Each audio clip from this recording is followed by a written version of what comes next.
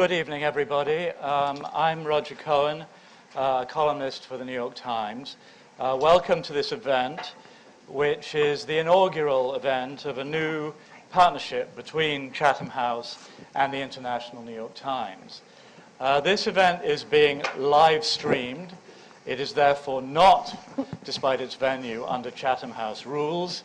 Everything is going out around the globe and is on the record. And we will take later on in this event not only questions from the audience, but tweeted questions.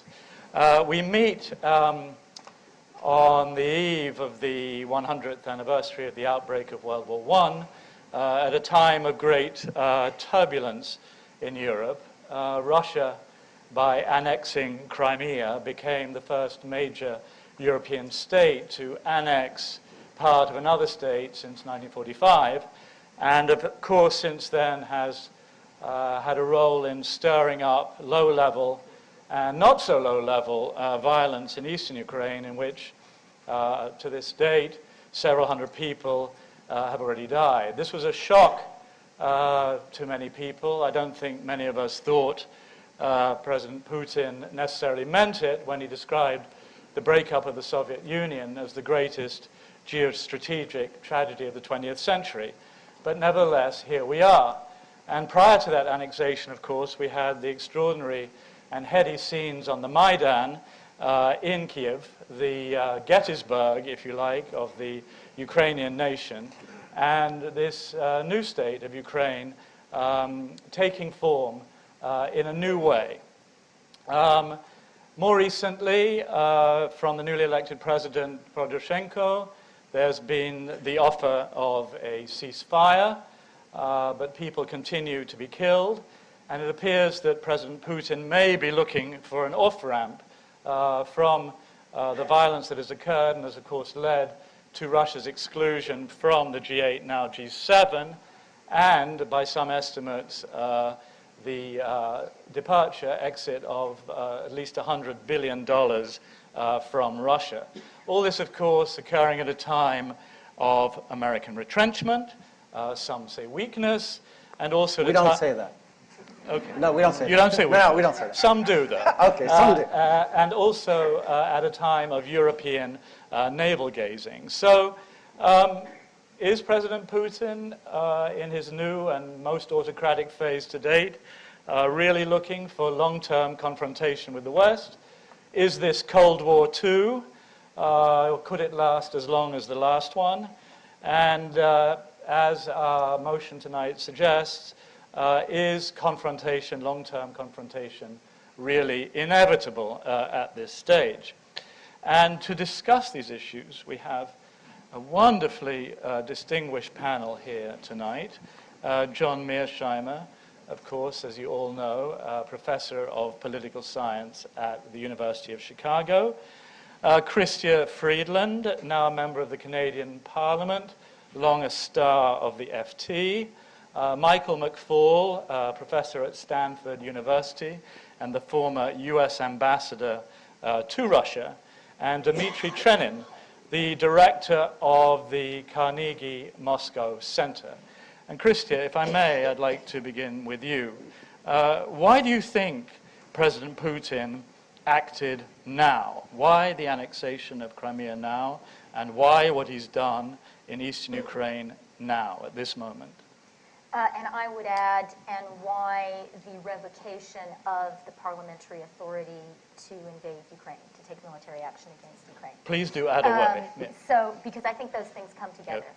And I think that what we're seeing from Putin at core, I think that our natural instinct is to see this as a big geopolitical strategic chessboard, to talk about Russia somehow feeling threatened by Ukraine. I mean, really, Russia threatened by Ukraine? To maybe think about some kind of emotional connection with the threatened Russian speakers in Ukraine. Also completely bogus. I mean, Russian speakers live more freely speaking Russian in Ukraine than they do in Russia. At core, what we're seeing in Ukraine and in Russia is a fight about post-Soviet authoritarian kleptocracy and how sustainable that political system will be. That's what Putin has decided to build in Russia. It's what Yanukovych was trying to build and did a pretty good job in Ukraine. And to everyone's surprise, the Ukrainians decided they didn't want it. It was a very made-in-Ukraine uprising. It was much less about Europe, certainly not about Russia, really about what kind of a political order were you going to have in Ukraine. You're saying Russia is a kleptocracy? Yes, absolutely. And for Putin, that's really dangerous because the example of Ukraine, with all of its similarities to Russia, with so many Russian speakers, with much of the country a similar Soviet experience, if Ukraine can successfully build a rule of law, capitalist democracy that actually works, imagine the demonstration effect in Russia. And that is the core threat that Ukraine poses to Russia. Ukrainians don't want to pose that threat. I mean, they're quite happy. Just, it's a big enough job to try to do this in Ukraine. But inevitably, because of the neighborhood Ukraine lives in, they do pose that truly existential threat to Putin.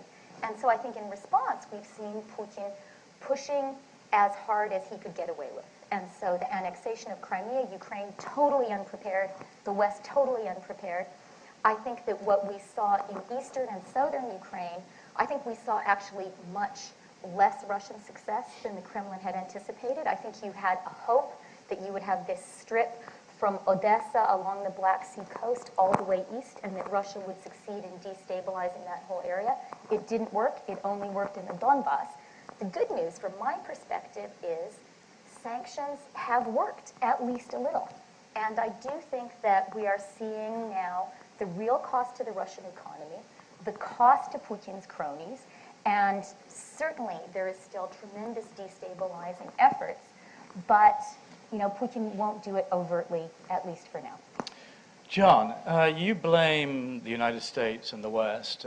You say that it was the expansion of NATO that essentially led to Russia and President Putin feeling cornered, and the West has failed to understand all the ways in which it has provoked the Russian president. After all, there's the Monroe Doctrine in the United States, whereby the United States sees its hemisphere as essentially belonging to it, so why shouldn't President Putin have the same feelings? Is it really the West that has provoked the Russian president into doing this? Yes, and I'll explain. You have to distinguish between the deep causes and then the precipitating causes of the crisis in February of this year. In terms of the deep causes, basically what is going on here is that the West, and the United States is the main force driver here, is trying to peel Ukraine away from Russia's orbit and make it part of the West. And there's sort of three strands to this policy. One, which is the most important one, as Roger said, is NATO expansion, where we're going to eventually, so we say, incorporate Ukraine into NATO.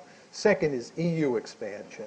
And third is the Orange Revolution. This is where we do all sorts of social engineering inside Ukraine, all for the purposes of putting in power leaders who are pro-Western and decidedly anti-Russian. So this is the background. And the Russians have made it clear for many years now that this is just unacceptable. The Georgia War in August 2008 was all about this very issue. Right? So that's the background. But the question is, why did it happen now? You have to go back to November of last year when Yanukovych said that he was not going to consummate the deal with the EU. Instead, he was going to cut an economic deal with the Russians, which led to protests. And these protests got out of hand. But then, most importantly, you had on February 22nd of this year a coup, where a democratically elected leader who was, for the most part, pro-Russian, was overthrown. A coup led by civilians in the street? Well, it was a coup. A coup is a military thing. It was a coup that was inextricably linked with American support for the protesters, right? You want to remember that the Orange Revolution and the social engineering that we're doing inside of Ukraine is all designed to put in power leaders who are pro-American or pro-Western and overturn those leaders who are pro-Russian. Right? So it's no accident that when that coup took place, You're insisting on this word. Which word? Coup. Yes, it was a coup. He was a democratically elected leader. It wasn't a coup. I didn't see any military involved. He was Doesn't have to be forced. a military. He fled. That's right, but he fled No, because no, he was fearful for his life. No soldiers stormed into his office like in Cairo. That may be true, but it was still a coup. He was a democratically elected leader who was overthrown. And immediately thereafter, Putin went to work, and he did two things. One, he took Crimea, and he's made it clear that Crimea is not going to become part of NATO. And the second thing is he mobilized troops on the border of Ukraine, of eastern Ukraine. Now, many people say this is because he's trying to create a greater Russia, he's trying to recreate the Soviet Union. I think this was implicit in your comments. This is not what he's doing.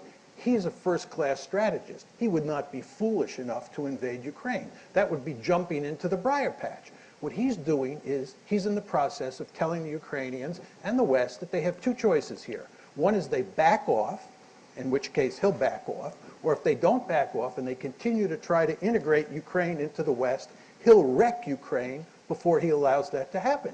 And that's what he's doing. He's wrecking Ukraine. And he has all the tools to do that. Michael, I have a different view. Yeah, I think you may have a different view. Shocked. And I'd like you to invite you Okay. to articulate that different view, and also, having observed it closely, comment on how drastic this authoritarian turn in Moscow is, and what its implications are in terms of American and Western policy. So the first thing listening to John that came to mind is, we do a lot of this stuff, and I'm a recovering bureaucrat and a relearning political scientist. So forgive me if I'm not I'm somewhere in between. But we do a lot of counterfactual stuff, right? And so imagine a different Russia, and imagine a different leader and a different regime that was not so hung up on the issues that John just described. Imagine that for several years, the issue of Georgia membership into NATO or Ukraine membership into NATO was not an agenda item that the highest leaders in my government, because I worked in the government for 5 years, just for everybody who knows, not just in Moscow, or the highest leaders in Kremlin never talked about. And you don't have to have much of an imagination, because that was Russia until just last year. I was at every meeting that President Obama had, either with Medvedev or Putin, but one. I missed one. And I don't ever recall the discussion of Ukrainian membership into NATO being an issue. On the contrary, and I'm going to get, it's still part of the backdrop. You said structural versus proximate causes. On the contrary, in the Medvedev years, we had a much different dynamic in U.S.-Russian relations. And I think that's important to remember, because if it's all because of something that happened 10 or 15 or 20 years ago, how do you explain what we were doing just 2 or 3 years ago? How do you explain our cooperation on Iran? How do you explain WTO membership with Russia? How do you explain the northern distribution network, our supply routes that were at a trickle? When we came into the government, we're over 50% of our supplies to Afghanistan, and most of that went through Russia. How do you explain why Russia was selling us fuel to fight in Afghanistan? And does anybody remember the giant crisis that ruined U.S.-Russian relations when there was regime change in 2010 in that part of the world? Anybody remember it? Do you remember the 100 people that died? Do you remember the 300,000 refugees? There's a dispute that they were just arguing about in the Security Council yesterday. How many people have actually left Ukraine? Samantha Power said 5,000, the Russians said 100,000, but everybody knows that there were 300,000 that left this country. Nobody's responding. This is Chatham House. You got to know. Kyrgyzstan, thank you. But most of you don't know, because, and by the way, from our perspective, and I'm speaking here as a government official at the time, Kyrgyzstan was an incredibly important security interest of ours because of something that we euphemistically call now the Manaz Transit Center, but is really the Manaz Air Base, where 95% of our troops flew in and out of to Afghanistan. So, Michael, why did things flip? Well, the point is that you can't explain everything I just said and then say, well, NATO expansion caused all this. And I want to punctuate it with 2 other facts. In 2010, 65% of Russians had a positive view of the United States. Now it's 70% have a negative view. And in March 2012, his last meeting with the president, my president, President Obama, I was there in Korea, in Seoul. I'm paraphrasing now, and I'm cognizant that we're on the record. But Medvedev, you can go look it up. In fact, you can look it up on your smartphones right now. Medvedev said something to the effect, U.S.-Russian relations have never been better than they are right now. But this makes everything all the more strange. So and why what is your explanation? Well, So February 22nd. What happened on February 22nd? I'll explain from my point of view. I'm happy to. The flip was from Medvedev to Putin. And two events are consequential. One of them is February 21st, actually, and the other one is demonstrations in Moscow in December 2011. So what changed? One, the change from Medvedev to Putin. And I got to say, honestly, I did not, as the president's advisor at the time for Russia, I did not fully appreciate how big a change that would mean in policy. Because we all assume that Putin ran the show, right? It's Putin. Medvedev's just his puppet. He just reflects some. We assume there was what we call an interagency process, which was a call from the White House to the Kremlin. We assumed that everything we were doing in this cooperative sphere, Putin approved of. And we were wrong about that. Putin has a different worldview than Medvedev. So it's not Russia that has a worldview. And that's, I think, a key distinction I want to say. This is not inevitable because Russia versus the West. This is because the change of government at the top brought in place a guy with a different view about us. And he has two things that are very different. One is he believes international relations are zero-sum. He's a realist in the vernacular of academia. He most certainly. And he basically understands competition as the nature of the game. And if it's 2 points for Russia, it's -2 for the United States. Barack Obama, whether it's good or bad, we can debate another time. But he doesn't see the world that way. He most certainly has a different view. He is a liberal institutionalist in the jargon of our discipline. And he believes in win-win outcomes. And he believes that on most security and economic issues, our interests overlap with Russia and not in competition. Second hang-up he has. He believes that the United States uses covert and overt power to overthrow regimes we don't like. And by the way, there's some historical evidence to support that hypothesis, right? Yeah. I'm glad you acknowledged that. There most certainly is. But in my view, having listened to Putin personally several times explain his theory, and he wouldn't disagree with my characterization, by the way. He would say, yes, you're right. He assigns agency to the United States that, in my view, we don't have. So Tunisia, that was us. Cairo, that was us. Syria, that was us.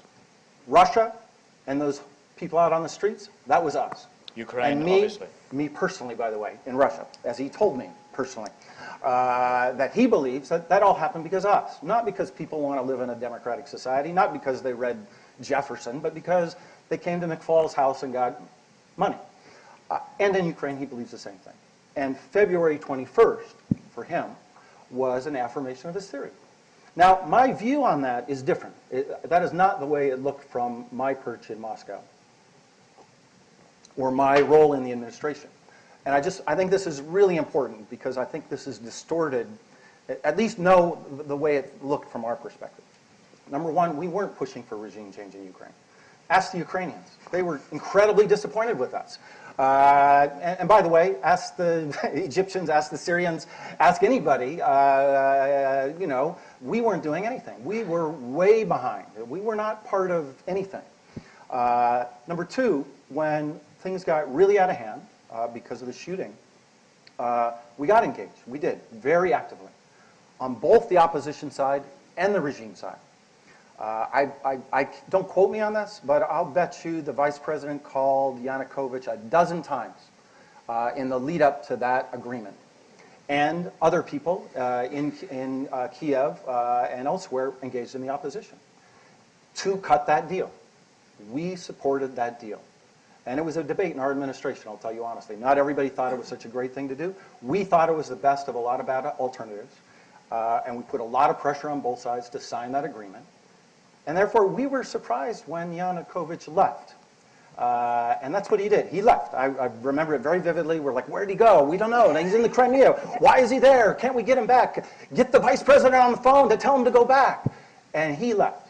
And that's not Putin's view. Putin thinks that we chased him out. But that's not our view. It's not John Mearsheimer's view. It's not John's too. But here John and I do agree. Once that happened, then Putin said, to hell with these guys, to hell with us. I was right about them. This is what they do. They're regime changers, right? The CIA is running everything. And so I'm going to strike back. And that's, to me, what Crimea was about.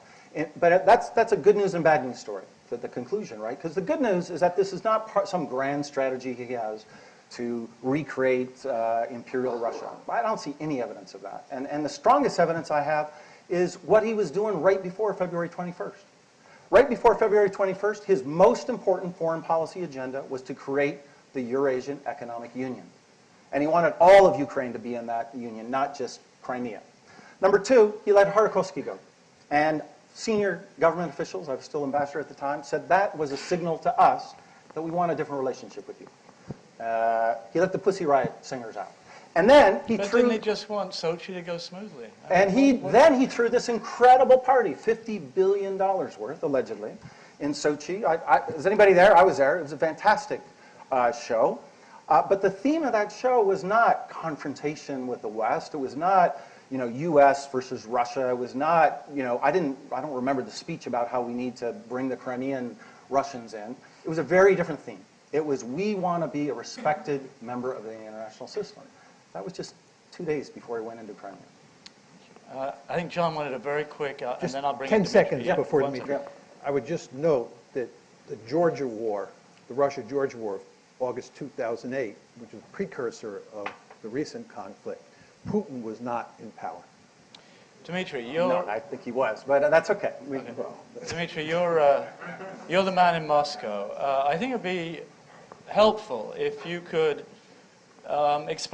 describe the way Russians are thinking right now, because it appears that whatever we may think of President Putin's recent actions, and whatever the obvious downside to them may be, that Russians are happy about this, think it was, on the whole, think it was the right move, back Putin, President Putin, way more strongly than they did before, and that the president caught something in the Russian mood, that Russians genuinely felt they'd been humiliated or been cornered or treated badly. And so what are Russians feeling right now as you perceive it?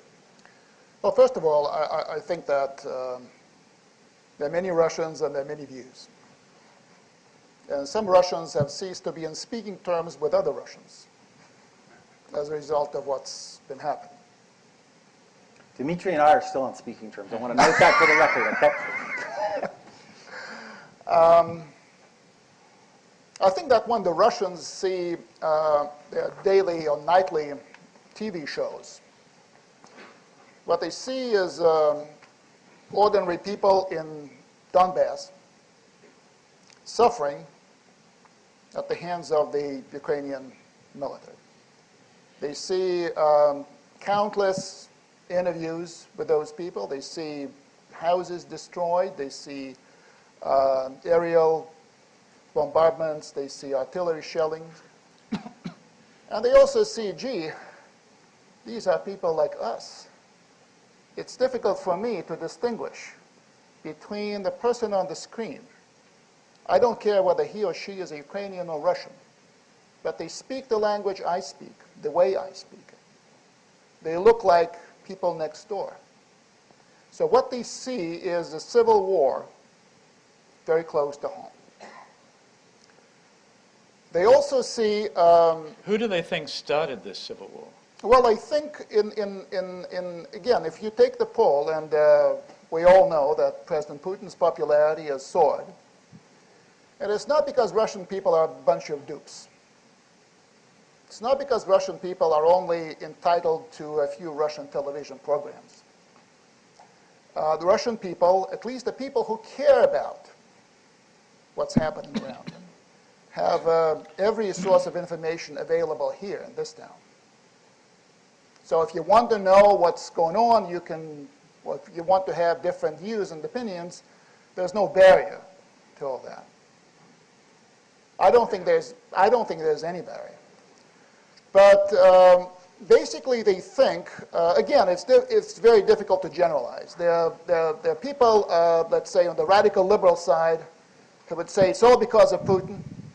It's all because he wants enemies. It's all because he is a kleptocrat. All because everything that Christie has been saying is actually shared by, I would say, a small but pretty vocal group of Russians.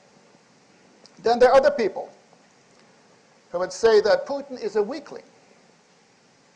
Putin is allowing the Ukrainian military, whatever, to butcher our own people. And he is doing nothing.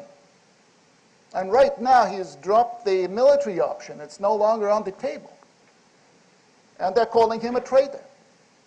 They're not in the majority, but there's a substantial group of those people. It's actually from those people that recruitment networks recruit people to go into Donbass. Because there's a fairly big number of Russian volunteers recruited through those networks who do come to fight for the Russian world or against the fascists, whatever they call them. And then there are people who are somewhere in the middle. The people who want to live normal lives, the people who don't want their credit cards to stop working all of a sudden, who don't want Russia to be cut off from the rest of the world, but who would say that the West is treating us unfairly. And it's always been treating us unfairly. There's something pretty serious that's happened to a lot of people in Russia. Until very recently, they thought that the Western media were, by and large, balanced and objective. There was a period at the beginning of the Georgia crisis, or the Georgia war, when they saw that the Western media were telling a story different from the story that they knew. But right now they are appalled that the Western media are not focusing on the civilian casualties in Donbass, because, or on the, let's say, atrocities like the one committed in Odessa. I think when the Odessa fire, in which 60-plus people lost their lives, when it was first reported in the New York Times, I think it was on page 17 or something. It was not front page news. But there are casualties on both sides. There have been absolutely. shut down, helicopter shut down. No, that's true. That's very true. So a lot of people are confused also because the people on the other side in Ukraine are exactly as Russian-looking as everyone else. They may speak at official functions. People speak the state language. But when they're on their own, they speak Russian. What is Russian looking? Well, they sound Russian. Are we Russian looking? I mean, no, you're not. That's I am. I'm Ukrainian. Rest assured. Christia is Ukrainian. Yeah. No, it's not about ethnicity. A lot of it is about culture. People who've been born and raised in the Soviet Union, bear a certain stamp. People, you understand whether people share your software or not. You get that from the way they speak, from the way it's. In other words, what I'm trying to say is that for most Russian people, it's not a foreign war. It's not a war fought somewhere very. It looks from a distance that Ukraine and Russia are two different entities, that there's a border between them. Well, this border is 20-plus years old. It's very porous. A lot of people cross it, and we're dealing with two countries. Russia recognized this border in 1994. Yes, it did. But we're not talking about, we're not talking legalities. We're talking about something else. But doesn't legality matter? It does. Of course it does. That's why Russia is not intervening. President Putin wrote a long piece in my newspaper saying that without international law, we were lost. I think that for Putin, it was a very difficult decision because that in a way, undid so much of his own argumentation, changing borders in Crimea. Yeah. And that was a very big decision for him. I think he did it only for one reason. And I think what he saw in Kiev as a result of what happened, you may call it a revolution, you may call it a coup. Do you call the Bolshevik coup a revolution or a coup? Does it matter? It was a kind of a popular revolt in the capital, a revolt that was not wholly peaceful, as we all know. There were shots traded by both sides in central Kiev, so it was not a wholly peaceful thing. But for Putin, it was the worst of both worlds. Ukraine is to be dominated by virulently anti-Russian elements coming from Western Ukraine. So the Russian cultural identity will be sort of, it's not that Russians will be attacked. It's not about that. It's that the textbooks that those Russians or those Russian people's kids will have in their schoolrooms will tell a very different story from the story that Putin wants to be told to the Russian people about Russia, Ukraine, about that part of the world. So that was one to the thing. Ukrainian people, you mean? To the Ukrainian citizens. Okay, let's call Ukrainians those who are Ukrainian citizens.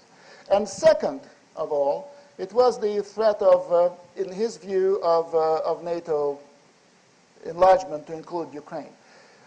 He is, you know, in his thinking, no country in Eastern and Central Europe, or rather, let me put it this way. Every country in Eastern and Central Europe that's become a member of the EU has either become a member of the EU at the same time that it became a member of NATO, or the NATO thing preceded the EU thing. You first need the country to be secured for it to be integrated later. Security comes first. You need to realize that for Putin, Ukraine is absolutely the most important strategic issue for Russia. He may be thinking the things that people in Washington are not thinking about today. But what he knows, I think what Mike has been telling about Medvedev is extremely important, because Medvedev was working under Putin. Putin was above Medvedev when Medvedev was president. And Medvedev was Putin's scout, whom Putin sent to the Western world to see what was possible with you guys. And when Medvedev came back, there were a few things that Putin approved of, such as the New START Treaty, the WTO thing, and a number of other things, 1, 2, 3 agreement, many things. But on some of the important items, such as missile defense, which was the centerpiece of Putin's security strategy, there was no real progress. I will wind up in a second. And I think what really changed it was the Libya thing. Libya needs to be seen as, for Putin, a test of Western sincerity. He felt duped. He felt Russia had been taken for a ride. And basically, I think that was one of the reasons why he decided that Medvedev should not be given a second term, and that he had to go back to the controls. I've been talking for far too long. Thank you. Thank you. Krista, do you see a way out of this confrontation? Yeah, lots of ways out of it. Could you describe the way out that you see? What would be a good compromise? Well, look, I mean, can I just double down on one point that Dmitry made as preface to that? Yeah. So I think that Dmitry's point about Ukraine and Russia and the Ukrainian and Russian people is a very powerful one, and something that is often not seen from the outside. It's absolutely right that Ukrainians feel very similar to Russians. Much of Ukraine, Ukraine is a truly bilingual country, and in the majority of the country, Russian is a language in which people are more comfortable than in Ukrainian. Petro Poroshenko, the new president, this sort of virulently anti-Russian nationalist guy, didn't learn to speak Ukrainian until 1996. And he speaks Russian at home with his family. His wife doesn't speak Ukrainian. He's from Odessa, from the south, traditionally a very Russian-speaking region. So those connections are absolutely right. And for me, one of the historic ironies of what has happened is, when the history of this period is written, Putin is going to be the father of Ukrainian nationhood. I can't say whether that Ukrainian nation will include Crimea. I can't even say with certainty how much of the Donbass it will include. But Ukraine, up to the border of the Donbass now, is united and focused on a sense of self as being Ukrainian in a way that has never been before the case. I was very struck. On the election day, on the election weekend, I was in Donetsk and then in Dnipropetrovsk. And Dnipropetrovsk was astonishing to me. This is a Russian-speaking region. It's where Leonid Brezhnev is from. It was the Brezhnev political power base in the Soviet Union. And election day was like the most kitschy ethnic festival you have ever seen. People were wearing embroidered shirts. Girls were wearing blue and yellow nail polish. Girls were wearing blue and yellow ribbons in their hair. People actually burst into song after voting. Ukrainian flags everywhere. It was shocking. Like the most kitschy expressions of Ukrainianness that I experienced in Western Canada in the diaspora were outdone by Dnipropetrovsk. I really couldn't. That's really believe saying it. something. No, I really couldn't believe it. And people, Dmitry will understand this. When I speak, I address people when I'm in Ukraine. I start with Ukrainian, and if they answer me in Russian, I go over to Russian. When people heard me speaking Ukrainian, they would try so hard to speak Ukrainian, and they would call me pani, which is this Western Ukrainian form of address. So what I'm saying is Putin actually has, if his goal was to hold Ukraine close to his breast, he has done absolutely the wrong thing. And at this point, Ukrainians, we can stand back and we can say, oh, you guys, geopolitically, it's the wrong thing. You should just give in to what Putin wants. You shouldn't have wanted Europe. You should have stuck with Yanukovych. These are actual people. These are people who are smart, who think, who use the internet, and they made a choice. So given and they that, were willing, they were willing to fight. I mean, Britain has this experience of, are you going to choose to fight? Are you going to choose to give in to an authoritarian guy from the outside who wants to take you over? It's not an easy path. It's an expensive path. But really, Ukraine ex-Donbass has chosen it. And given that, what then is the compromise? Ukraine as a kind of Finland, or should Ukraine come into the EU, NATO? Well, given this new strong sense of nationhood, how and on what terms can there be a compromise with President Putin? I actually think there is a real possibility. It all depends on Putin and how pragmatic he wants to be.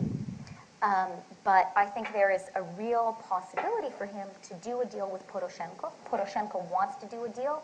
Ukrainians want to do a deal. And the big question is, how far does Putin continue to try to destabilize the Donbass? I agree with Dmitry, it is a human tragedy what's happening there. And I worry that we're going to see the Donbass become kind of a Transnistria, which would be a very bad thing for Ukraine and for Russia. John, I'm going to throw this open in about 5 minutes, so if you have any questions, please formulate them.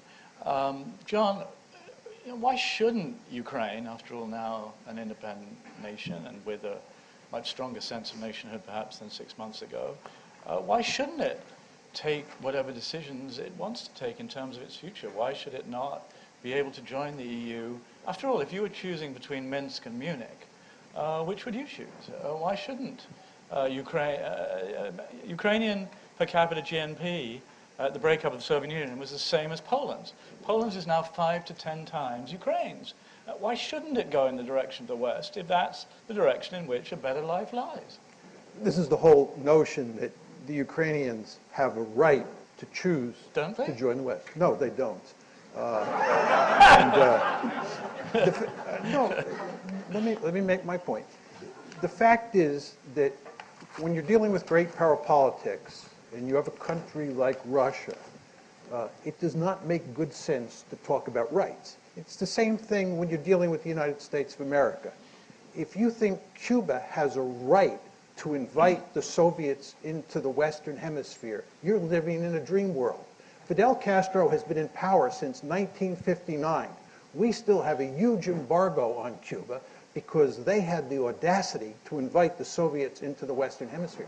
This is the Monroe Doctrine that you mentioned before. We do not tolerate great powers coming into our neighborhood. Why do you expect that the Russians should accept the idea that NATO, a former military foe, can drive its alliance right up to its doorstep? It can't in the Russians' eyes. Great power politics, international law, all those things go out the window when a great power thinks that its core interests are at stake. Do you think we paid attention to international law when we went into Iraq in 2003? Foolishly, I might add. We violated international law because George Bush said explicitly that he thought core strategic interests of the United States were at stake. And that's what's going on with Ukraine. And it really John, was that worked good out for the for U.S.? us. And the key point that you want to keep in mind Was here... that good for the U.S., is the question? No, of course it wasn't. So why As is you it know, good for Russia? Pardon? So why is it good for Russia to do the same in Ukraine? Like, Because I have this in the- debate every no. night on Twitter with my Russian friends. Well, what about Iraq? And I say, if you were for the invasion of Iraq, then I can understand why you would support invasion of Ukraine. But No, I'll answer your question. Critical strategic interests were not at stake in Iraq for the United States. There was no good strategic reason for us to intervene. Furthermore, we were guaranteed to lose, as we have proved. Ukraine is a fundamentally different situation. This is a core strategic interest of Russia. How does the fact that Baltic states are now in NATO and the EU, how does that impinge on core Russian strategic interests? How? As Dmitry said, Ukraine is of enormous importance to the Russians. We got away with the first two tranches of NATO expansion. The second one included the Baltic states because the Russians were very weak and not in a position to contest us. But they made it clear after April 2008, this is at the Bucharest summer when we announced that Ukraine and Georgia would become part of NATO, that this was just unacceptable. It was a bridge too far. And as I said before, that's why you got the August 2008 war, and that's why you have the present But without it, crisis. Putin might well be in Vilnius now.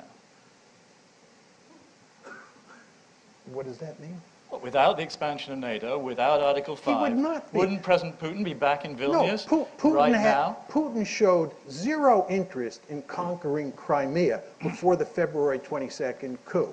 And in fact, if you look at what he was saying immediately after the coup, he was not even talking about taking Crimea. In fact, he was saying that he wouldn't take Crimea. There is no evidence that anybody in the West, including the intelligence community, thought that Putin was an expansionist and was about to go on an aggressive rampage. No evidence of that. It was the February 22nd coup that precipitated that. And all he took was the Crimea, which was picking off the low-hanging fruit. He is not stupid enough to go into Ukraine or to go into Vilnius or pick a fight with NATO. This is a smart... Yeah, but that's because they're in NATO. That's correct. That's correct. So why shouldn't the Ukrainians want the same guarantee? He's not going to let them in. That's the point. He has made it very clear that Ukraine cannot get into NATO. And what's going to happen here is that if we pursue the policies that you're advocating, we're going to wreck Ukraine. The United States is leading the Ukrainians down the primrose path, telling them that they have a right to choose which alliance they want to join. This is asking for big trouble, and this is what Putin is doing. He's wrecking Ukraine. We'd be much better off if we created a neutral Ukraine. We said NATO expansion is off the table, and to the extent that we extended the EU eastward, we did it in conjunction with the IMF, the Russians, and the American government, and we worked out some sort of grand economic package. But the idea that you're going to turn this place into a bulwark of the West right on the Russian border with Putin in control, it's not going to happen, no matter what the Americans on the panel think. That's me, I guess. You guys! Last time I checked, you're an American yourself. Mike, Some would contest that. Last question, I'm going to throw this open. You objected when I spoke of U.S. weakness, but it's a fact that President Obama drew a red line in Syria, marched the Allies up the hill, the French were all ready, went for a walk in the garden of the White House and marched everyone back down again, and everyone around the world took note that U.S. red lines are no longer what they used to be. And lo and behold, in the aftermath of that, we've seen ISIS sweeping through Iraq. We've seen a new assertiveness from China in the East China Sea. No longer, it seems, particularly worried by the United States. We've seen President Putin annex Crimea and cause a lot of instability in eastern Ukraine. And we've seen people throughout the world saying that this is indeed a weak wind-up. Did all this happen by coincidence, in your view? It has nothing to do with a perception of weakness? Did President Putin not act in part because he perceived weakness in the White House and thought, I can do this with impunity? So you just asked me a giant question, and I know you don't want me to talk for an hour. But a couple of things. I'll get to your hard, big question. Yeah. But I just want to acknowledge the paradox of your question compared to this conversation we've been having about the United States. Because, and when I was ambassador, I felt this all the time, that when I'm back in Washington, talking to Senator McCain or Bob Kagan or our critics, that would reflect some of the things you just said, all they talk about is our inability to do anything. And when I'm sitting in Moscow, sitting with senior Russian government officials, the highest levels, all they're doing is assigning all this incredible power to us. That, we did all these things and we brought down the government in Kiev and we are mobilizing Russians against Putin. And I want to highlight that because I don't think Putin's view of our agency in the world is accurate, okay? I think he assigns to us, and John, with all due respect, I think you're doing it tonight as well, you're assigning to us agency that, for my 5 years in the government, I didn't see. NATO, Ukraine and NATO, like, who was pushing for that? Seriously, I don't know, was some op-ed people writing? I didn't see it, but most certainly we weren't doing it. It was most certainly was not a major foreign policy agenda for us.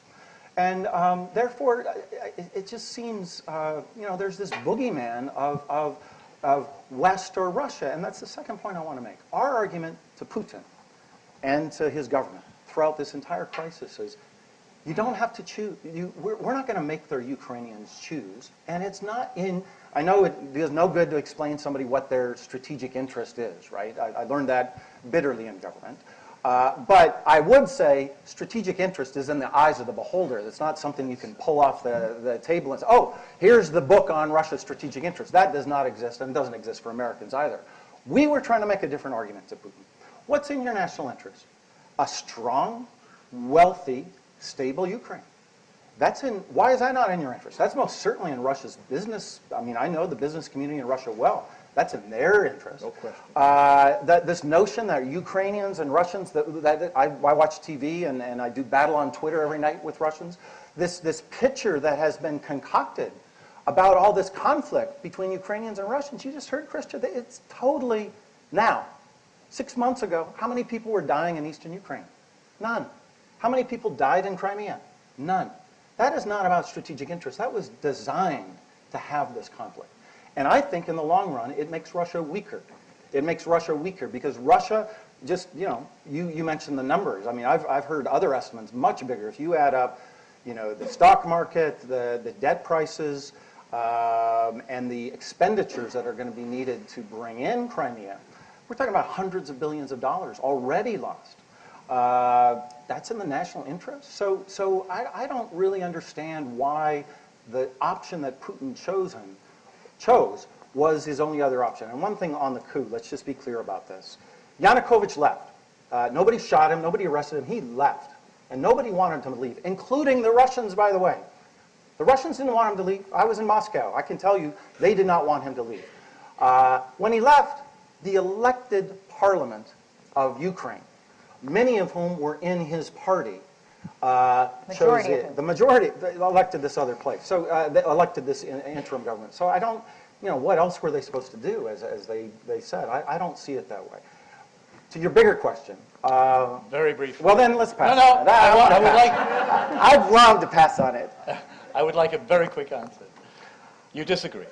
Well, not in the short term, no. In the long term, yes. Which in two different ways, right? So, I think the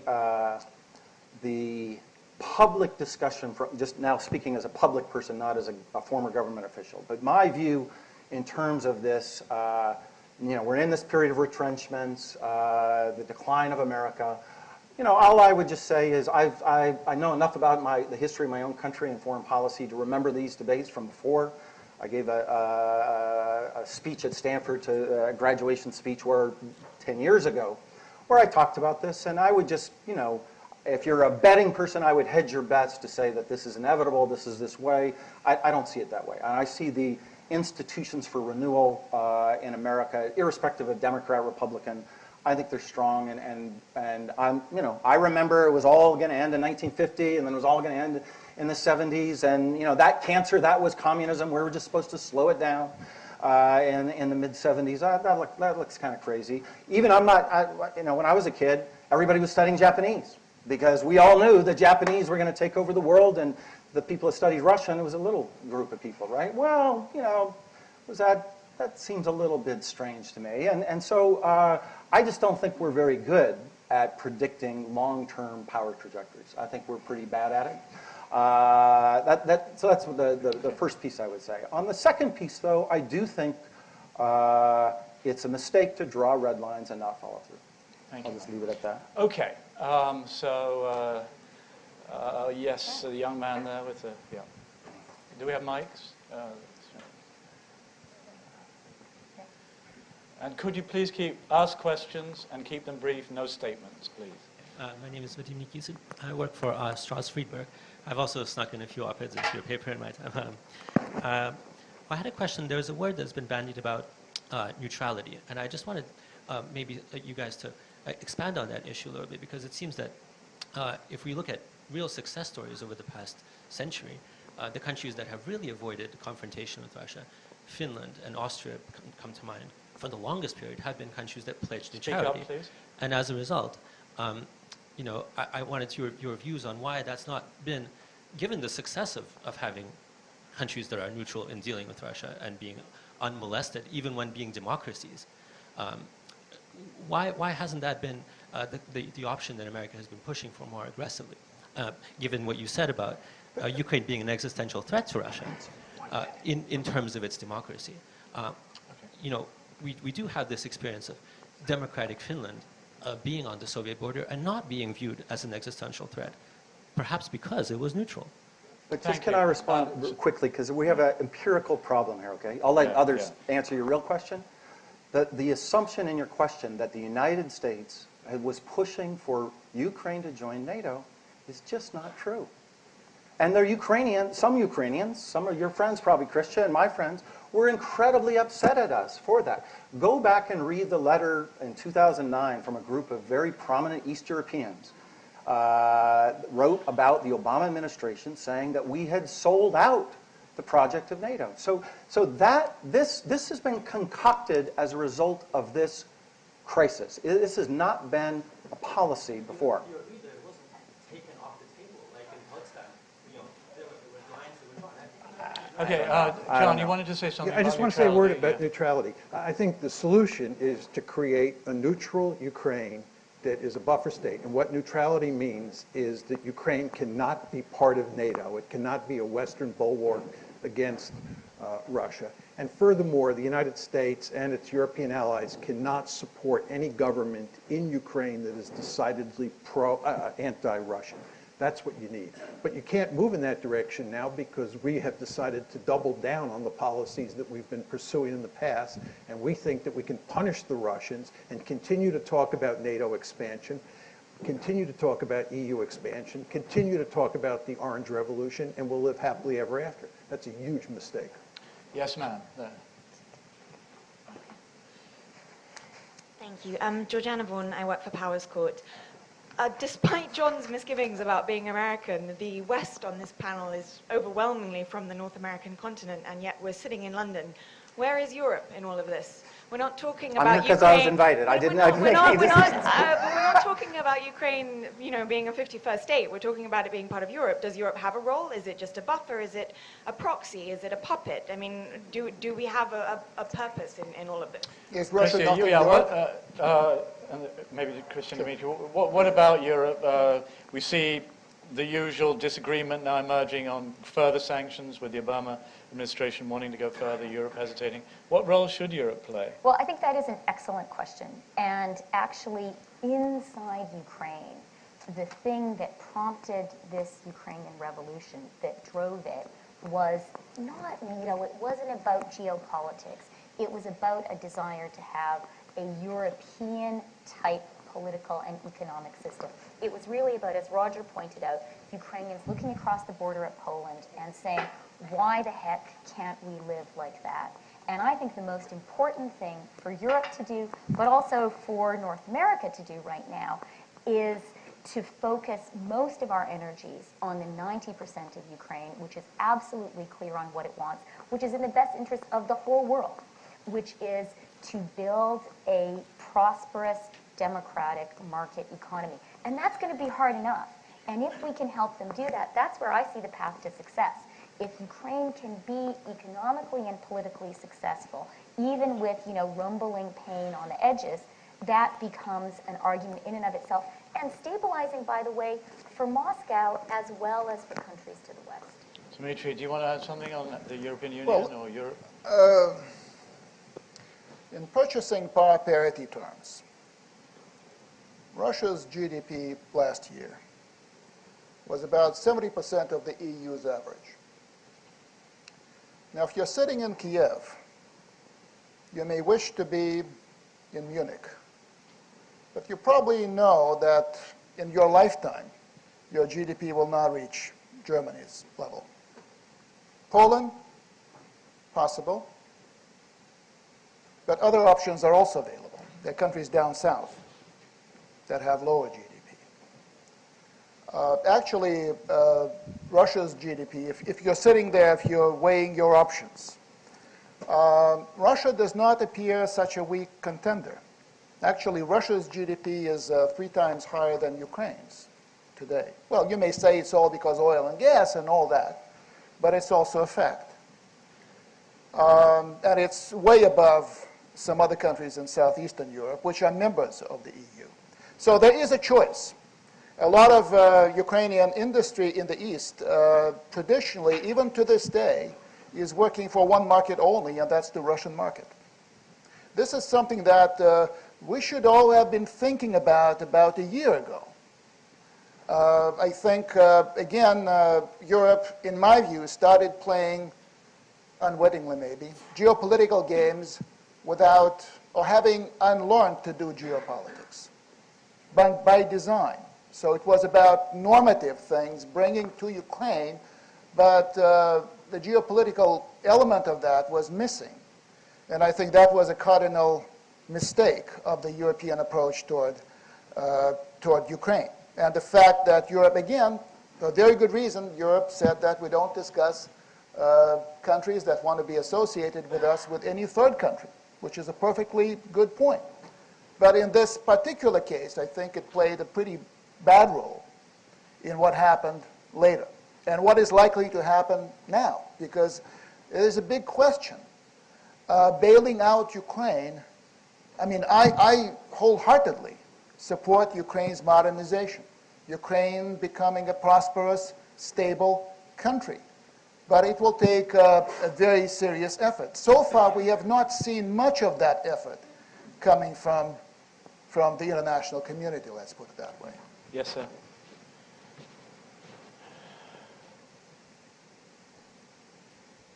Ambassador, last week in your seat was Secretary General of NATO, and I asked him whether expansion of NATO was tantamount to provocation on Russia. By the same token, what I'm going to ask you is this. Think of your southern border in Mexico. If there was a chaos there, and the Russian politicians and businessmen were helping the people that against the government, and with the Chinese together, what your government will do? Thank you. Well, again, to NATO, I mean, Putin is the one that's given NATO new life. NATO was not in great shape just a couple years ago. NATO was leaving Afghanistan. I mean, we don't talk this bluntly, but maybe I shouldn't right now. I'm remembering the live stream. We're not trying. Go ahead, Mike. Go ahead. Let's be real. They were struggling for a mandate. Now he's made it clear. In the same way that he's helped Ukrainian identity and nationhood, his actions are what has given new life to NATO. It was not. I'm telling you, I worked in the White House for 3 years. And I went to the But NATO you're not summit. answering his question. I'm Do getting you, to do you his buy, question. do you buy the Answer Mexican his analogy? question. Well, actually, there was a civil war in Mexico. There was fighting there. The Chiapas, 20 years ago, there was fighting there, and we did not intervene. No, that's not his point. The question the was question- if Russians were helping. But Mexico is a democracy with relations with us that it's, well, it's hard for me to imagine, like, why would the Mexicans want that? And that's kind of the essence of what I'm getting at. There's no military threat from the United States to Mexico, so to bring the Russians in, it's hard for me to imagine. But, the Russians did have a base in Cuba for a long time. By the way, Putin was the one that closed And it. how did we react? We were furious. No, we lived with it for 40 years. Fidel Castro was still in their gun sites. Come on. My personal view, we should have lifted the embargo a long time. There's a legacy. But We didn't. That's the point. But John, they had soldiers there. They have soldiers. No. Okay. Now I think the question has been answered. Yes, sir. We And would then- not. No, we would not. We would not stop some military relationship between. Look at what they have with Venezuela right now. That's all brand new. Do you see us invading Venezuela? We're not doing that. Yes, sir. I Yes, should- sir. And then the lady in the middle of the back. Yeah, Roland. Again, you're overestimating American power, my friend. You really. This is the 21st century, not the 20th Now, century. I think it's also a fact that the safe limits of NATO's enlargement to the east have been reached. They were reached years ago.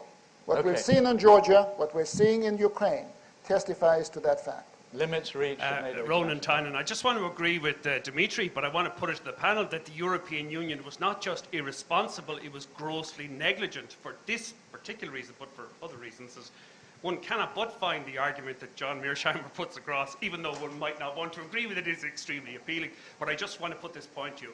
The European Union engaged in a plan to expand the European Union when Putin is one of our primary suppliers of natural gas. Now, in the face of common sense, in fairness, that was an idiotic thing to do. And we've had no apology for that, and we've had no rush for shale, no new energy strategy, because Winston Churchill said in July 1913 that variety, always variety, when it comes to sources of energy, and the European Union failed that test. And I'm really depressed we've had no serious criticism or any self-examination about that. Thank you. About the gas. To paraphrase Talleyrand, it was worse than a crime, it was a blunder. I don't think that was a question, Okay. but anyway, yes, ma'am, in the bin. Thank you very much. Elena Melikishvili, PhD candidate at Please King's speak up. College, London. So I have a question regarding NATO remarks of Professor Mearsheimer's.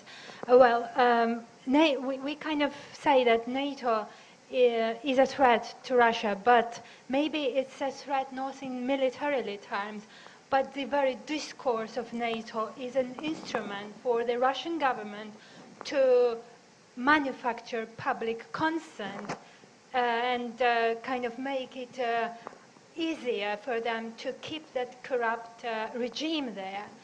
And also what I would like to say, in Georgian war, Mr. Putin was in charge of war very much, and he flew to Vladikavkaz the next day from Beijing. And the second thing is, do you think, when you said that the Ukrainian people have no choice, do you think that former KGB colonel's opinion is more important than the will of millions of people to get rid of Soviet hierarchy and become free society? Thank you very much. Yeah. Well put. What was the first question? Well, look, the essential question is why shouldn't Ukrainians be free? Why do they have to be in the hands of KGB agents who think they should control their lives? On your first question about how the Russians think about NATO expansion, all that really matters is what the Russians think. And exactly why they think a particular way doesn't matter, right? And but the truth is that if you go back to Boris Yeltsin made it clear that NATO expansion was unacceptable. Every Russian leader, every foreign policy elite in Russia has made it clear that NATO expansion is a no-no, okay? They think that, and if you don't take that into account when you're in the West, you run into the problem that this gentleman on my left described. Second point, what was her second question? Should Ukrainian lives be controlled by the KGB, or should they have the freedom to choose what they That's a want to loaded make question. of their lives? It gets back to the earlier issue that I raised about rights. The idea that Ukraine simply has the right to choose whatever it wants, and that's the way the world works now in the 21st century, is rhetoric that you hear all the time, especially here in Europe and especially in Washington. But I'm sorry, that's not the way the world works when a great power's interests are threatened.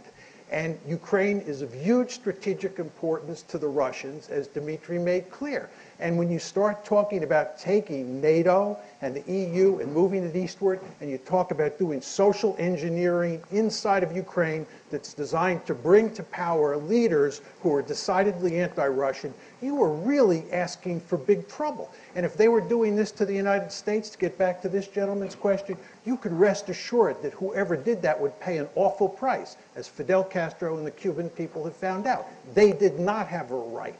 I can see various panelists itching. Yeah. Mike, go ahead. This is very important. One second. Okay, So one right. sentence. Mike, go ahead. Then Christian, okay. Yeah. Christy, so was there a question over there? Oh, yeah, go ahead. I just want to say one thing, because I think this is getting, we're framing this, we've accepted John's logic in this debate, and I want to break it down. You have? Yes. No, this debate. I haven't. Roger has it. I want to say some provocative things just to make sure that there's a different point of view here, right? This notion that we're in a great power competition with Russia is not something I experienced when I was in the government for 5 years. When Barack Obama went to Moscow in July 2009, he gave a speech at the New Economic School. Guess what? I had a hand in it. And he said, we think it's in the national interest of the United States. Every phrase, go back and read the speech. You can pick it up right now. Every one of his paragraphs was not, we want peace, love, and kumbaya understanding with the Russians. Is not, we feel your pain, although there's some of that in there about World War II. It is, we believe it is in the United States' national interest, right? So realist argument, that Russia become strong, prosperous, and closer to the United States. Which is to say, this framing of NATO in, NATO out, we rejected that. We thought that there could be mutual cooperation on big issues, including missile defense, Dmitry. We went farther than anybody else to try to cooperate with them. My own view is that, and I wrote this, so unfortunately, it's always there, whatever you write, because I wrote a lot of other stupid things, but I advocated for Russian membership of NATO 20 years ago. And by the way, you're wrong about the Yeltsin and Putin. Both Yeltsin and Putin, Putin February 2000, said Russia and NATO, not a bad idea. He said that. And I think he was actually in London when he said it. It was a BBC interview. You can look it up. Which is to say, we are not damned for the rest of time to be in superpower competition with Russia. I think there's an alternative vision that is more about institutions, rules of the game, and cooperation, not the debate that we're having as if all the problems of Europe and Russia and the United States is NATO expansion. This feels a little surreal to me when I think of all the other really big problems that my administration is facing. What happens with NATO is just an instrument to the much larger set of issues, which in my view, my personal view now, on 90% of them, there's overlap between Russia and the United States, not competition. Christy, you wanted a very quick... Just super quickly. So again, sort of following on from what Mike has said, the world has changed, and we might not want the Ukrainian people to have agency, but they do have agency. They didn't call Mike up, they didn't call the White House up, they didn't call Brussels up and say, hey, dudes, is it okay if we overthrow our kleptocrat who is trying to install an authoritarian regime here? They did it because that's what they believed in for themselves. And this is the new 21st century geopolitical reality, which realists don't want to acknowledge, but it is there. And you know what, actually? So far, the Ukrainians are winning. Who is ruling Ukraine? Second quick point, let's not fall into the mistake of moral equivalency. So many times this evening we've been talking about, well, the US did this, so Russia can do that. Look, the reality is, today's Russia, not all Russia, but the ruler of this Russia, is building an increasingly authoritarian regime one which represses its citizens, and one which is absolutely kleptocratic. And when the Ukrainians were thinking about, do we want to be in an economic relationship with Russia or Europe? Dmitry is quite right. Economically, it was much more convenient for the oligarchs, including Petro Poroshenko, who sold most of his chocolates to Russia and had factories there. It was better for them to continue to be involved in that relationship. But you know what? Occasionally, not always, but occasionally, politicians and citizens say, my human dignity and living in a democracy and in freedom, you know what? Sometimes that matters in the world. And that is really what is at stake right now in Ukraine. Dmitry, I know, is itching to... could we take a couple of questions and then you respond first and say whatever it is on your mind right now, just to try to... So I'm going to take you, sir, and then this gentleman here, and then there's a lady in a blue dress there. So we'll take 3 questions. First you, sir. So please, and then Dmitry will go first, say whatever you want to say right now, and also answer any question you want to answer. Thank you. Emil Kirias from Liberal International. It's quite disheartening to hear the professor, especially as I come from Macedonia, and I hear the professor's discourse very similar to what we have witnessed in former Yugoslavia by Milosevic. But let's put it aside and do not smile. Which professor, by the way, just so I know which one? Okay, just got to be careful. But for the sake of all these victims in Yugoslavia, on behalf of such a policy, I would rather not smile. I just want to ask Christia, as potential future foreign minister of Canada, right? Now you're going to get me fired. What kind of new policy should the West have? Should Putin continue with this kind of attitude? Thank you. Okay, now you, sir, there, yes. Yeah, you need a mic. Hit this jump. Derek Fraser, former Canadian ambassador to Ukraine. I have been struck by the fact that there hasn't been any discussion of the main elements of the Russian approach to Ukraine in the 6 months preceding the action in Crimea. And I wonder why this is.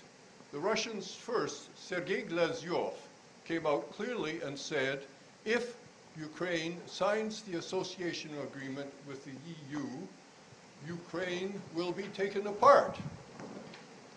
The Russians then proposed a boycott on all Ukrainian products if the agreement was signed. Putin then came out and said, Ukraine, Belarus, and Russia are one people, and we want to see them in the Eurasian Union, which the purpose of which is to bring all 3 parts of the Russian nation together.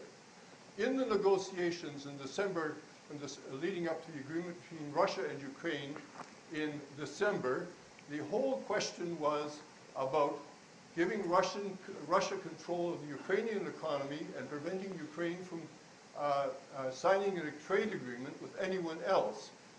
To my knowledge, there was no discussion of NATO, and the Russians have come through and carried out precisely what they said they were going to do if Ukraine decided to sign the agreement with the EU. Is this not the real basis of Russian policy in the 6 months leading up to the invasion of Crimea? Thank you, sir. Yes, ma'am. No, the lady there in blue. Thank you. A brief question, Anna please. Matveeva, King's College London. I want to take us away from NATO and back to Ukraine. Ukrainian people elected Petro Poroshenko, who is one of the richest people in Forbes list with enormous industrial assets in Russia and vast business interests. As Professor Mearsheimer said, Russian leadership has the whole toolbox to work on these issues.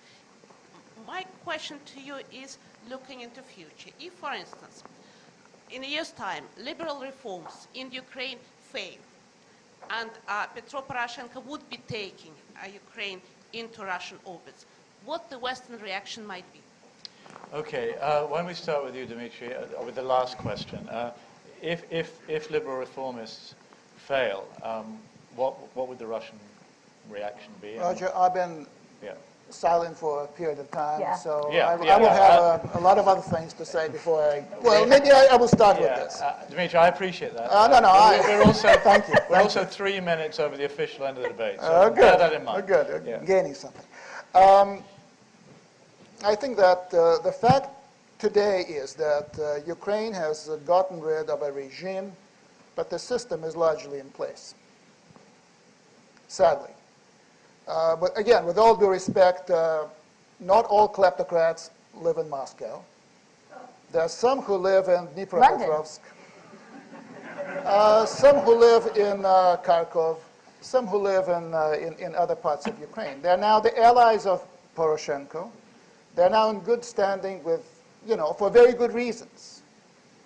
So let's not talk about labels. Labels cannot get us there. I mean, I lived in a country that was all about labels until 1991. And ideology, I must tell you, does not bring you very far.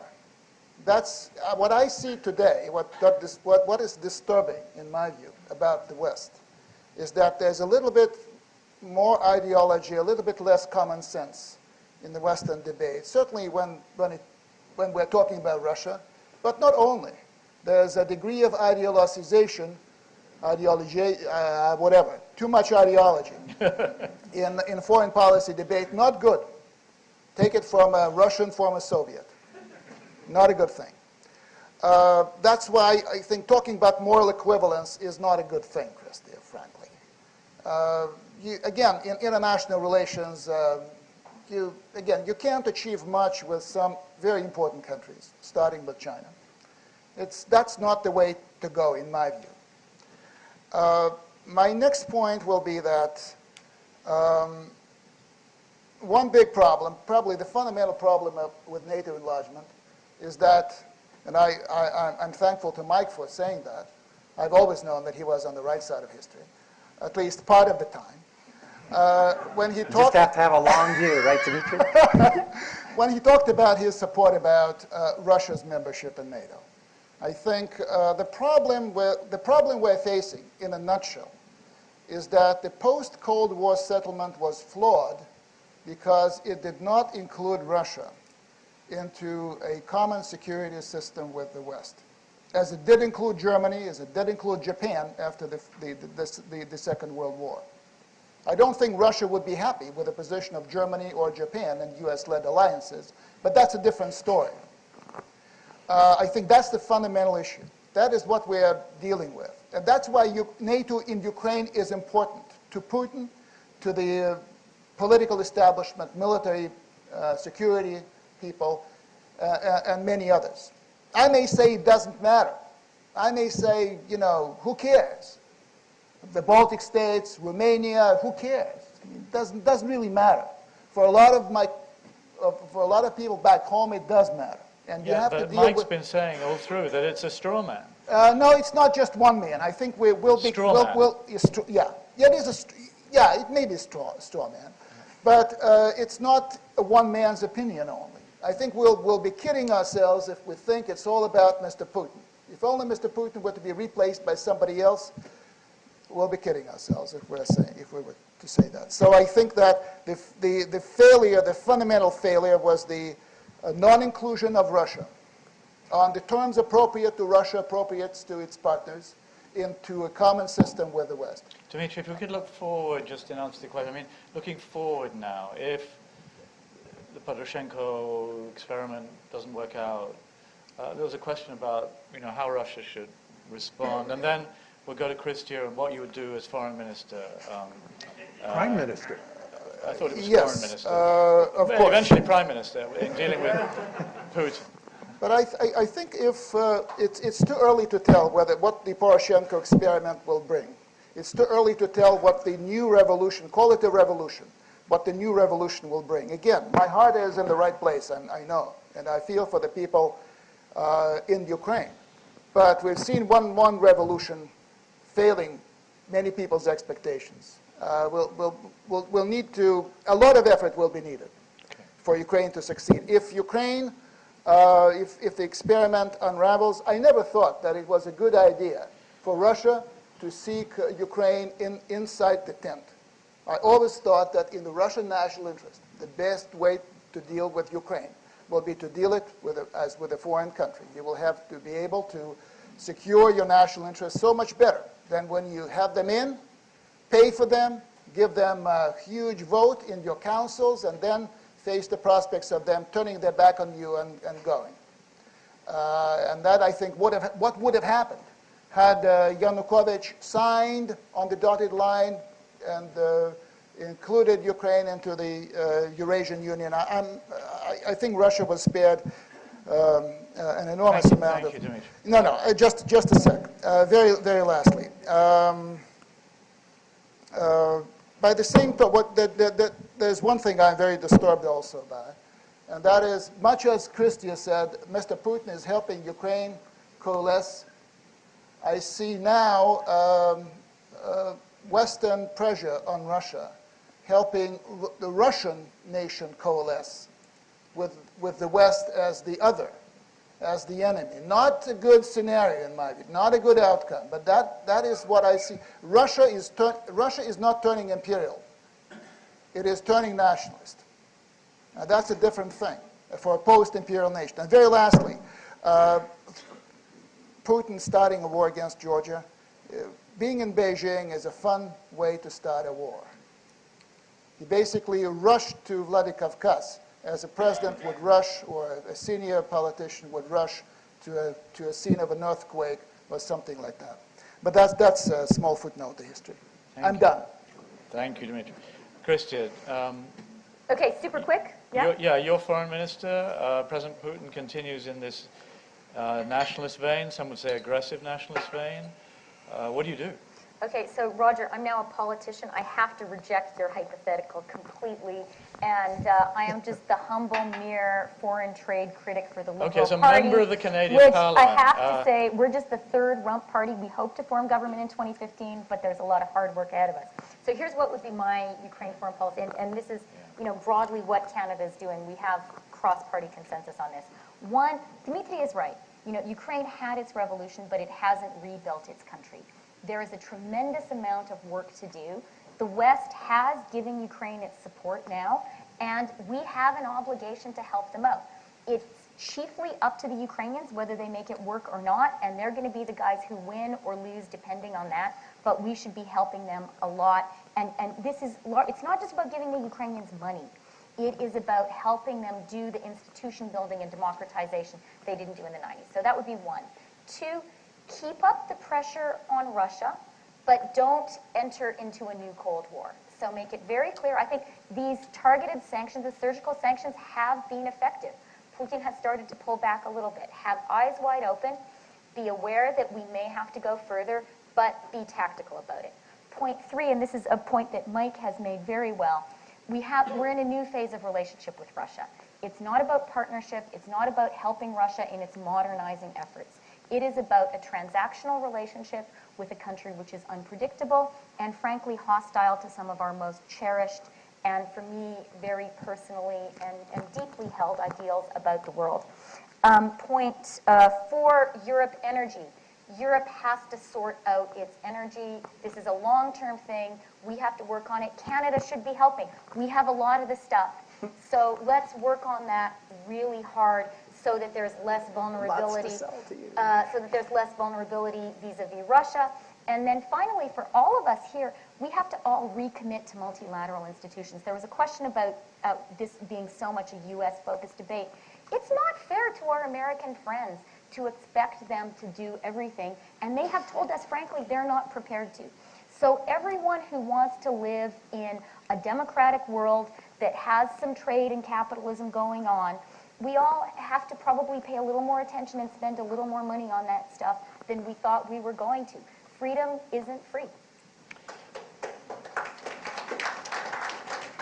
Mike, the last question goes to you, and it was a question from that gentleman about, wasn't this really about the EU association agreement, and wasn't that actually the true catalyst to what happened? And if you could at the same time answer one of the questions that came in via Twitter, and that is, did NATO not promise to Russia in 1997 that it would not expand and increase its military presence?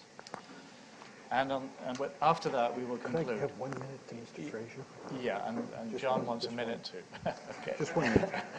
So you're absolutely right, Ambassador. I mean, I was still in the government for the 6 months that you described.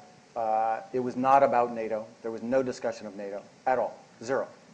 And by the way, you know, I see some social scientists here. It's an easy thing to do. Just do a little content analysis of Russian press up to that point and then after, and find out how many times the word NATO appears by the state-controlled press. And you'll see, because I've seen the data, it just spikes after. So it was not about NATO. It was about the EU. Now, this interesting point that Dmitry raised about, well, maybe Putin sees these things as joined at the hip, that's an interesting thing I hadn't thought about. But it was all about the accession agreement.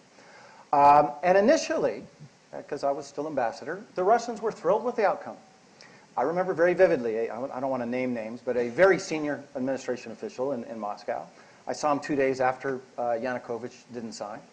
And he's like, "We kicked your ass," excuse my non-diplomatic language, but that's what he said. "We beat you." And he was very excited about it. Like, you know, they had taken us, and that was interesting, right? He wasn't talking, no disrespect to the EU, but he was talking about the Americans.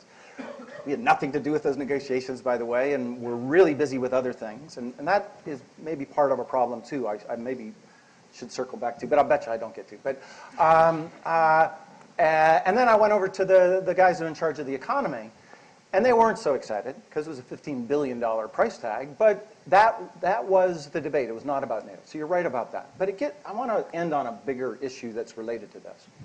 Because as the debate unfolded, and as things got more polarized because of the demonstrations, right? And we were chasing that history. We were not leading that history. You know, we were, I think we had a pretty good assessment of whether Yanukovych was going to sign that agreement or not in terms of our administration. We did not have a good assessment of the response, at least from where I was sitting, my point of view. But our argument to Russia is the one I want to leave you with tonight, which is this does not have to be zero-sum. You know, the Canadians at the time were negotiating a trade agreement with the Russians. And you know what our view of that was? Knock yourselves out. You know, as long as it abides by NAFTA, as long as it abides by the agreements with us, we don't see the world in these zero-sum terms. And that was our argument to the Russians. As long as it's WTO consistent, because we just spent a lot of time getting Russia into the WTO, this can be good for Europe, good for Ukraine, and good for Russia. And we, you know, I'll just say I don't want to say we anymore. I don't think the world is this group of states. You know, we're reifying this. I want to meet Mr. Russia someday. Russia thinks this, Russia thinks that. You know, well, I'll end with two anecdotes, okay? Because I'm in London. It reminded me of the first one. The first time we met Medvedev was here, April 1st, 2009. We came here. He was on the sidelines of one of the G8 or G20. I can't even remember. But back then, the debate was about a phrase that the Russian government was using, and Medvedev has used, called privileged spheres of influence, if you remember, right? And you just said this, and a short time before, the president of Kyrgyzstan had come to Russia, and they'd signed a $2 billion bilateral agreement. And sometime afterwards, maybe it's correlation, maybe it's causation, I'm not going to speculate, but sometime afterwards, we got a notice that we had to close our base in Manas. And that was, for me, my first major crisis as a U.S. government official. Because I had, you know, very senior people at the Pentagon said, we need that base, and, you know, it's the White House, you gotta achieve this military objective for us, because you gotta do it, right? So Obama came here, and a big chunk of that discussion was about Kyrgyzstan. You never read about it, because we didn't read it out, because we didn't know how it was gonna end. But he said, look, I'm the new guy. I don't understand all this balance of power politics and privileged spheres of influence, but here's the way I see it, Dmitry. We got this base there. Does it create influence for the United States? Is Kyrgyzstan somehow in our sphere of influence because of the transit center there? He said, yeah, we spend some money, about $60 million, I think it was at the time. But what are we doing with that base? We're flying women and men from the United States military in there to get a good night's sleep, hot dishes to eat, showers. And then we're sending them on to forward operating bases. And he didn't say this as crudely, and I don't want to put words into the president's mouth, So this is my interpretation of what he said, because I want to be careful there. And then they're going to kill bad guys. And they're killing, the people they're killing, if we weren't fighting them, would be fighting you. And by the way, they are fighting you, as you know dramatically from your experiences in Chechnya. Same people. So help me understand why that's not in Russia's national interest. Help me understand why somehow closing this base is going to make you safer. And the point the president was trying to make is this zero-sum 19th century great game in Central Asia for security makes no sense at all. Second story is about economics, because we've been talking a lot about economics in the EU, right? My other anecdote is just personal. I live in the Silicon Valley. I've lived there for 3 decades. We have, upward, allegedly, don't quote me, but we have over 100,000 Indians, we have 50,000 Chinese citizens, and we have 40,000 Russian citizens there. So all the great powers are represented. You can see them every night in Palo Alto. Are they playing some great power game between, are they undermining our sovereignty as sometimes it's portrayed in Russia? No, they're making money, they're making goods, they're working at Google. Google has a transnational strategy that has nothing to do with this discussion we're having. And the notion that somehow by being in the Russian orbit, you're going to make Russia richer or Ukraine richer or we're going to steal away the Ukrainians so that we get them and the EU doesn't. That just doesn't ring true to me with the global economy that I see and witness every day. It's not zero-sum like that. And that's why I see this as a giant tragedy that's what happened, because the opportunities for integrating Russia, the opportunity that I thought was real for 20, 25 years, feels like it took a really big setback. And I think we're all losers, Russians, Ukrainians, Europeans, and Americans, because of this tragic moment we're in. John, you wanted to say one small thing in conclusion? Yeah, I just wanted to make a quick point to Ambassador Fraser. My point in the beginning was that NATO expansion, EU expansion, and the Orange Revolution are all inextricably linked, and they're part of a package that's designed to basically make Ukraine part of the West. And when I talked about the precipitating cause of the crisis, I did not mention NATO. I said it started with EU expansion, but the really key event was the coup on February 22nd. I think absent the coup on February 22nd and just EU expansion and all of what happened in late 2013, you would not have the problem you have today. So it's all three of those things bound up together. And then finally, I would just say with regard to Mike, he has a particular view of the world. He thinks that the Russians should share his view. It's a view that says geopolitics don't matter. The problem for Mike is that the Russians don't agree with him. Actually, some Russians do. Putin may not. A lot of Russians do. Before the crisis, he was at 43%. Putin is in charge. No, hold on. Before the crisis, no. This is very important because this is really, I think, you now see two very different parts of the world. Before he invaded Crimea, of the world. Before he invaded Crimea, he was at 43%. Right, John, 43. Well, thank you, everyone. As somebody said to me recently, if President Putin is really serious about protecting Russian speakers and ethnic Russians wherever they are, he may be about to annex the royal borough of Kensington and Chelsea.